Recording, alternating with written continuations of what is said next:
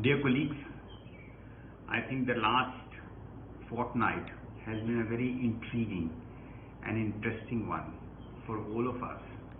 And I don't think so that in our lifetime or the lifetime of our parents or grandparents, anyone would have witnessed this kind of an event where the whole world has come to a lockdown.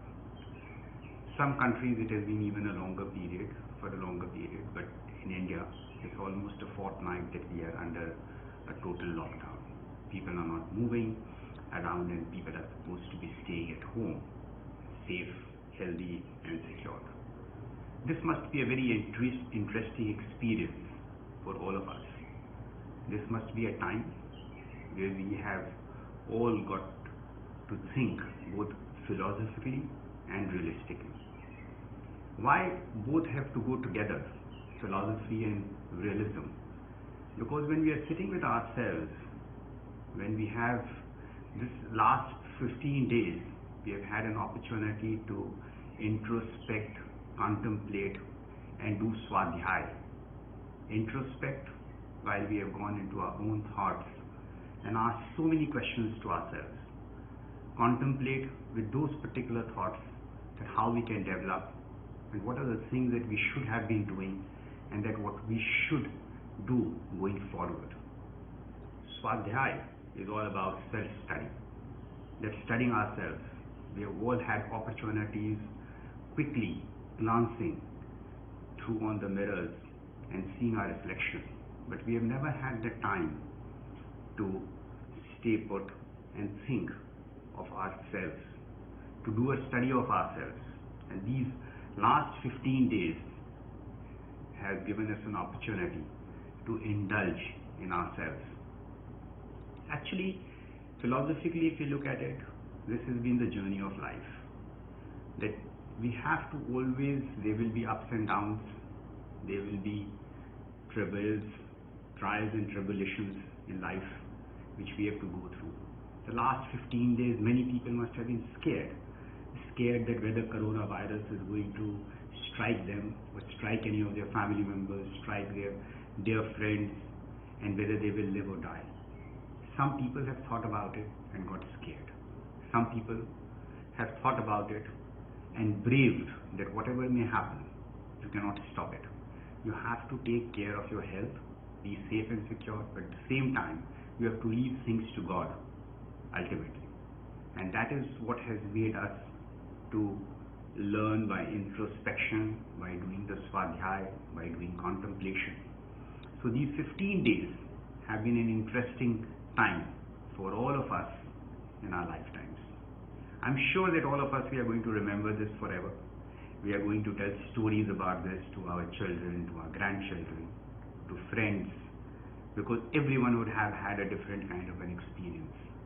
There are many people and who have not had the luxury or the comfort of staying secured at their home. So if we compare ourselves and see that we are privileged, and we must acknowledge this privilege, we must acknowledge this grace of God, whomever we think to be our God, whether it is Ram, Rahim, whether it is Jesus, or we may not think about any God. We may think it is all about the eternal consciousness, which is the Brahma. But whatever it may be, there is someone that we need to thank. We need to thank our friends, our family. We need to thank everyone who has helped us. We need to thank nature that it has been so bountiful. So I think that these 15 days philosophically has been a time where each one of us, we have had an opportunity to develop ourselves through the process of introspection, contemplation and swadhyay.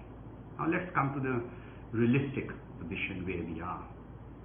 We are now at a juncture in our lifetimes where we need to see and think that what exactly is our need. If you see, we are all locked up in our houses, which may be from 100 square feet to 5,000 square feet to 50,000 square feet. It doesn't make any difference, but we are all locked. So therefore we have learned to live with frugal means. We have learned to live with whatever our actual needs are, and we need not have got indulging in greed. So that is what we have learned. And we have learned what is our actual requirements, what are our actual joy to be with the family, to engage with the children, to engage with our parents, to engage with our spouses, to basically enjoy the very simple things of life. This is what we have learned. We have learned where our career is concerned, where businesses are concerned, our profession is concerned, that what we should be doing and how we should be doing. New ways of doing business, new ways of being in our profession, new ways of pursuing our career, new ways of conducting the way that we have been conducting our lives with. Dear colleagues, I think that we are all on a crossroad where the disruption which has been caused in our lives through this COVID-19 would be remembered forever by us. But at the same time, there has been a lot of learning. This disruption has made us to think that there are very many more important things in life that we had neglected or ignored. We had neglected our health, we had neglected our family, we had neglected the way that we should have been conducting our lives. I think that this has given us a time to pause, to think, and emerge victorious out of all these situations. We can do it in a brave way. We can do it in an intelligent way. We can do it with mindfulness. And that is what this pause has made us to think through contemplation.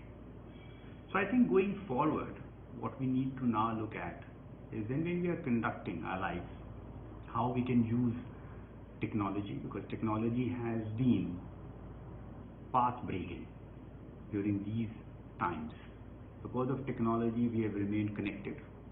Because of technology, we have been able to conduct our lives, our businesses, our profession, at the same time live our lives, because through the technological help, we have also been able to get all the provisions which we needed for living our daily lives. So I think technology clearly stands out that in a new world which we are entering into after a fortnight, when the lockdown is opened, we'll get into a new world where technology will be one of the biggest enablers in the way that we are going to live and conduct our lives. But how do we use the technology in a positive manner is what has been a great learning during the lockdown period. By the businesses and the profession, careers, everything would go through a disruption. But because of our open-mindedness, because of our witnessing a change in our lives for the last 15-16 days, I'm sure that we will be in a position to brave it through. And therefore we have to now think that when we are conducting our lives, how in the new way we can do it without using nature's resources to the extent that we are using, how we can use it in a minuscule manner, how we can contribute in a substantial way, not only to the work that we are doing, not in our lives while we are in profession or working lives, but also at our family life, and how do we balance. So I think that this is a time where we have been in a position to all learn how to balance our resources, how to balance our time, how to balance our lives. And this learning will remain with us forever. I'm sure that we will all be in a position to find out solutions through these disruptions which has happened in the last few weeks. And I'm sure going forward we will be in a position to fight out the coronavirus. But we must recognize that Mother Nature has always its own ways of teaching us when to pause and when to move forward. So this will be an interesting journey. The rest of the journey in our lives will be really interesting, and I'm sure that all of us, with the learning that we have had, we will be in a position to be victorious through this particular journey. Will come out to be much better human being, contributing more to whatever we are doing, to ourselves, to the society and to the planet. Wish you all the best.